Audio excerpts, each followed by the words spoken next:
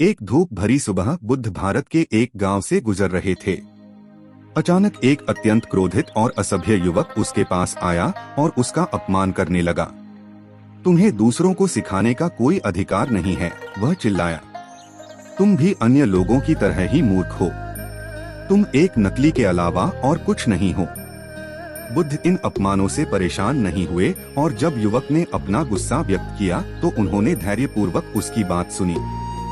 जब उसने अपनी बात पूरी कर ली तो बुद्ध ने उसकी आंखों में गहराई से देखा और उससे नम्र स्वर में पूछा, मुझे बताओ, यदि तुम किसी को उपहार देना चाहते हो लेकिन वह व्यक्ति इसे अस्वीकार करना चाहता है तो उपहार अंततः किसका होगा?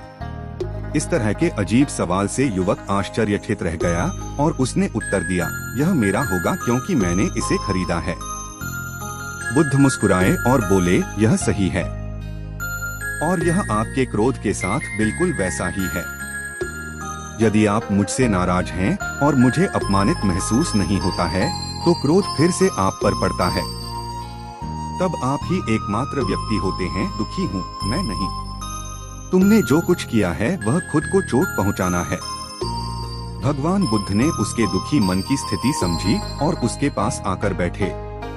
वे उसके बातों को ध्यान से सुनने लगे।